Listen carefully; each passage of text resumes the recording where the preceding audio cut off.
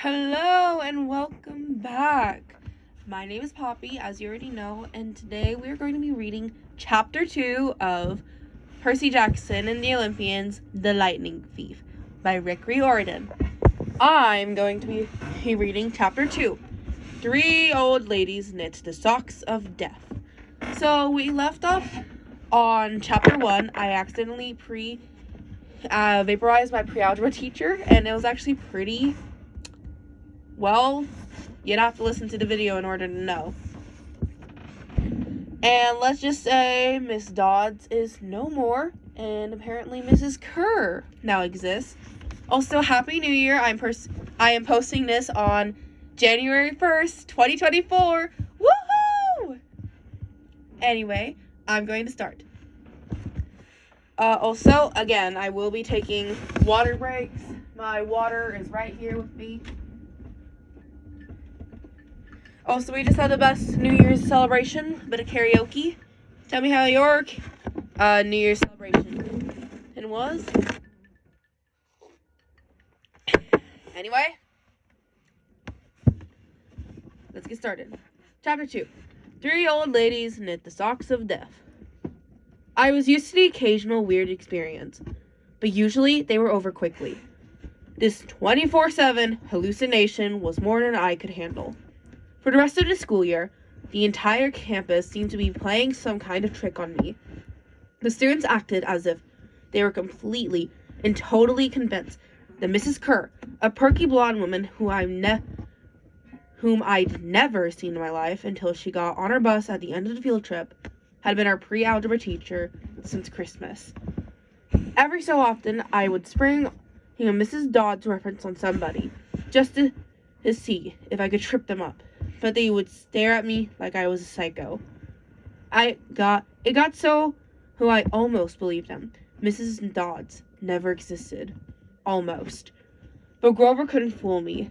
When I mentioned the name Mrs. Dodds to him, he would hesitate, then claim she didn't exist. But I knew he was lying. Something was going on. Something bad happened at the museum. I didn't have much time to think about it during the days, but at nights, visions of Mrs. Dodds, with talons and leathery wings, would wake me up in a cold sweat. The freak weather continued, which didn't help my mood. One night, a thunderstorm blew out of the windows in my dorm room. A few days later, the biggest tornado ever spotted in the Hudson Valley touched down only 50 miles from Yancey Academy. One of the current events we studied in social studies was the unusual number of small planes that had gone down in sudden squalls in the Atlantic that year. I started feeling cranky and irritable most of the times. My grades slipped from D's to F's. I got into more fights with Nancy Bobbitt and her friends. I was sent out in the hallway in almost every class. Finally, when our English teacher, Mr. Nickel, asked me for the millionth time why I was too lazy to study for spelling tests, I snapped. I called him an old sot. I wasn't even sure what that meant, but it sounded good. The headmaster sent my mom a letter the following week, making it official. I would not be invited back next year to Yancey Academy. Fine, I told myself. Just fine. I was homesick.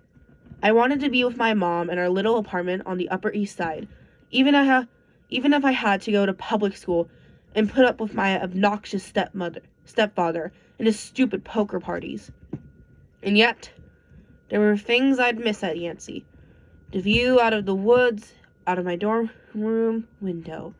The Hudson River in the distance, the smell of pine trees. I'd miss Grover, who'd been a good friend, even if he was a little strange. I worried how he'd survive next year without me. I'd miss Latin class, too. Mr. Runner's crazy tournament days and his faith that I could do well.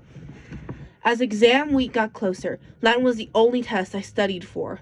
I hadn't forgotten what Mr. Runner had told me about this subject being life and death for me. I wasn't even sure why, but I started to believe him.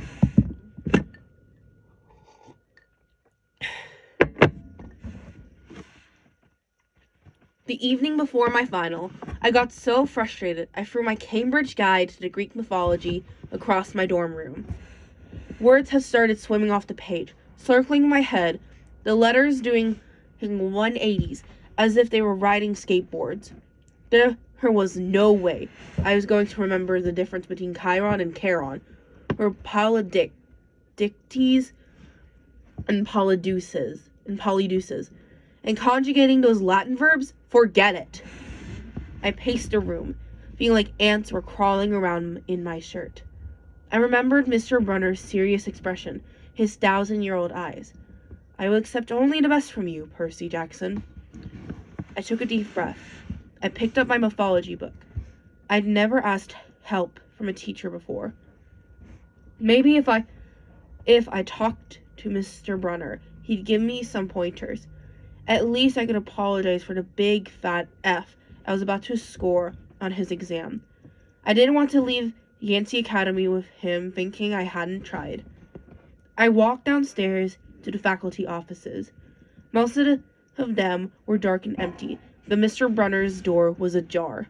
Light from his window stretching across the hallway floor. I was 3 steps from the door handle when I heard voices inside the office. Mr. Brunner asked a question. A voice that was definitely Grover said, "Worried about Percy, sir." I froze. I'm not usually an eavesdropper, but I dare you to try not listening if you hear your best friend talking about you to an adult. I inched closer. Alone this summer, Grover was saying. I mean, a kindly one in school. Now that we know for sure, and they know too, we would only make matters worse by rushing him. Mr. Brunner said, "We need the boy to mature more." But he may not have time. The summer solstice deadline will have to be resolved without him, Grover. Let him enjoy his ignorance while he still can. Sir, he saw her, his imagination, Mr. Brunner insisted. The mist over the students and staff will be enough to convince him of that. Sir, I can't feel my duties again. Grover's voice was choked with emotion. You know what that would mean. You haven't failed, Grover, Mr. Brunner said kindly. I should have seen her for what she was. Now let's just worry about keeping Percy alive until next fall. The mythology book dropped down out of my hand and hit the floor with a thud. Mr. Brunner went silent. My heart hammering, I picked up the book and backed down the hall. A shadow slid across the lighted glass on Mr. Brunner's office door. The shadow of something much taller than my wheelchair-bound teacher, holding something that looked suspiciously like an archer's bow. I opened the nearest door and slipped inside. A few seconds later, I heard a slow clop, clop, clop, like muffled wood blocks. Then the sound of an animal snuffling right outside my door. A large, dark shape paused in front of the glass, then moved on. A bead of sweat trickled down my neck. Somewhere in the hallway, Mr. Brunner spoke. Nothing, he murmured.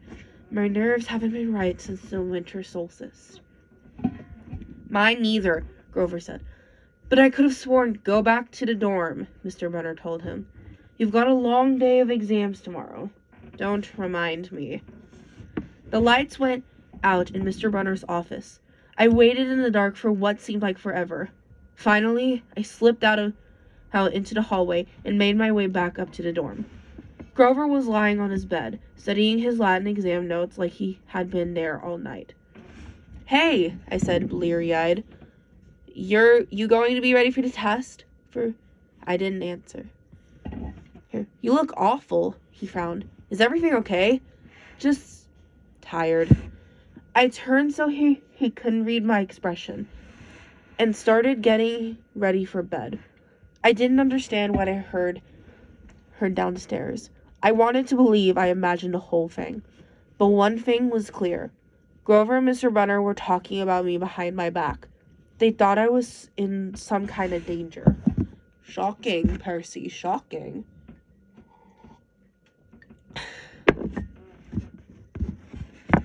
The next afternoon, as I was leaving for the 3-hour Latin exam, my eyes swimming with all Greek and Roman names I had misspelled, Mr. Brunner called me back inside. For a moment, I was worried he'd found out about my eavesdropping the night before, but that didn't seem to be the problem. "Percy," he said, "don't be discouraged about leaving Yancey. It's for the best." His tone was kind, but the words still embarrassed me. Even though he was speaking quietly, the other kids finishing the test could hear. Nancy Bobbitt smirked at me and made sarcastic little kissing motions with her lips. I mumbled, "Okay, sir." Mr. Brunner wheeled his chair back and forth, like he wasn't sure what to say. "This isn't the right place for you.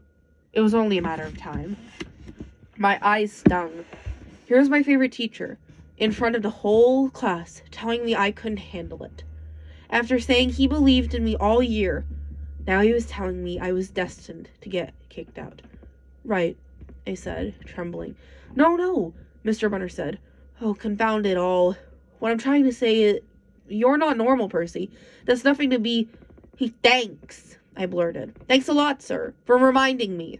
"Percy," but I was already gone. "Ooh, Mr. Brunner, buddy, you made it worse." We need some tea for that. On the last day of term, I shoved my clothes into my suitcase. The other guys were joking around, talking about their vacation plans. One of them was going on a hiking trip to Switzerland. Another was cruising the Caribbean for a month. They were juvenile delinquents, like me, but they were rich juvenile delinquents. Their daddies were executives or ambassadors or celebrities. I was a nobody, from a family of nobodies.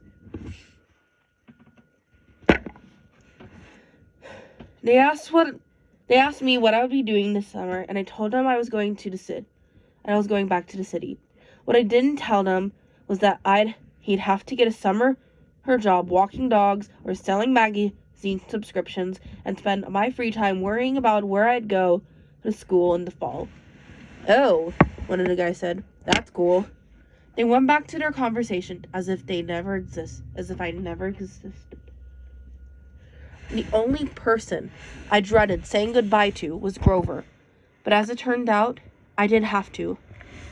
He'd book a ticket to Manhattan on the same Greyhound as I had, so there we were, together again, heading into the city.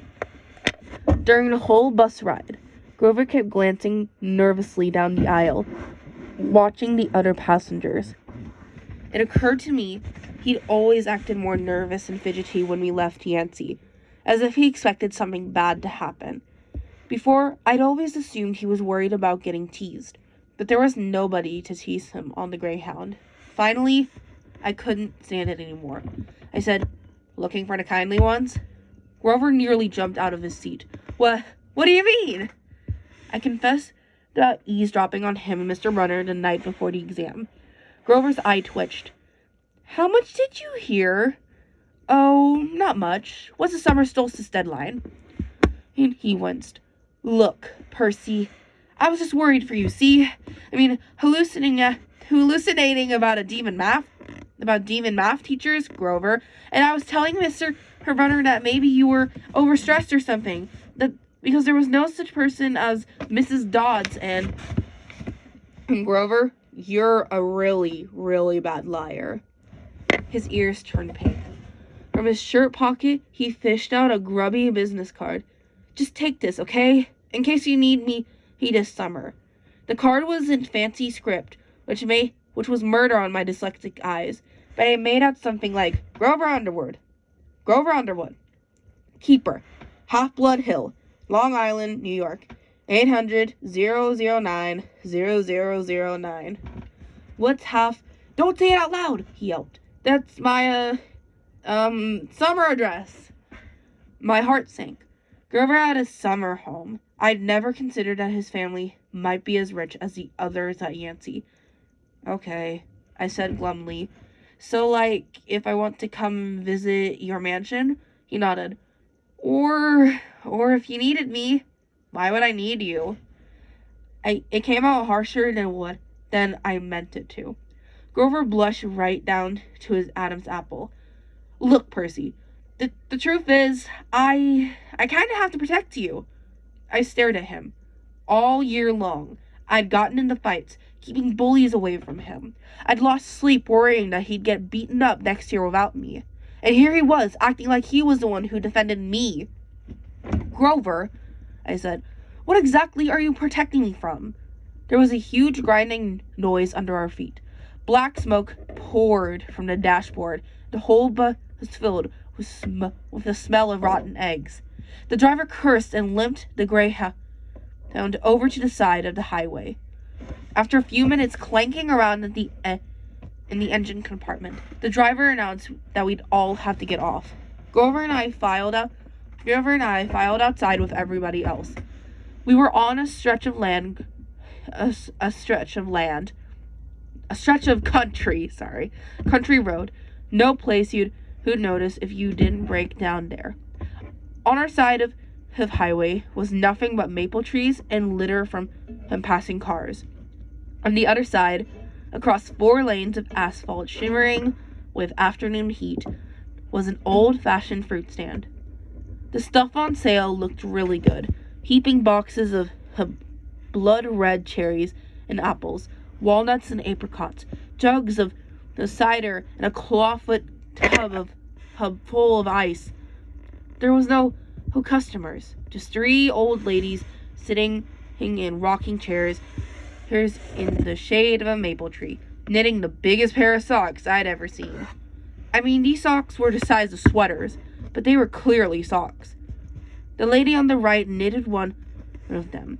The lady on the left knitted the other. The lady in the middle held an enormous basket of electric blue yarn. All 3 women looked ancient, with pale faces, his wrinkled like fruit leather, silver hair tied back in white bandanas, bony arms sticking out of bleached cotton dresses. The weirdest thing was, they seemed to be looking right at me. I looked over at Grover to say something about this and thought had the blood drained from his face. His nose was twitching. Grover, I said, hey man, tell me they're not looking at you. They are, aren't they? Yeah, weird, huh? You think those socks would fit me? Not funny, Percy. Not funny at all. The old lady in the middle, who took out a huge pair of scissors, gold and silver, long-bladed, like shears. I heard Grover catch his breath. We're getting on the bus, he told me. Come on. What? I said. It's 1,000 degrees in there. Come on! He pried open the door and climbed inside, but I stayed back. Across the road, the old ladies were still watching me. The middle one cut the yarn. I swore I could hear that snip across 4 lanes of traffic. Her 2 friends balled up the electric blue socks, leaving me wonder who they could possibly be for, Sasquatch or Godzilla. At the rear of the bus, the driver wrenched a big chunk of smoking metal out of the engine compartment. The bus shuddered, and the engine roared back to life. The passengers cheered. Darn right! Yelled the driver. He slapped the bus with his hat.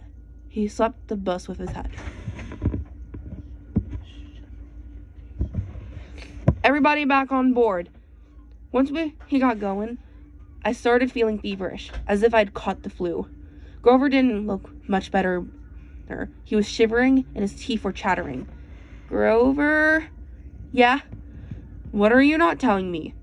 He dabbed his forehead with his shirt sleeve. Percy, what did you see back there at the fruit stand? You mean the old ladies? What is it about them, man? They're not like Mrs. Dodds, are they? His expression was hard to read, but I got the feeling that the fruit stand ladies were something much, much worse than Mrs. Dodds. He said, just tell me what you saw.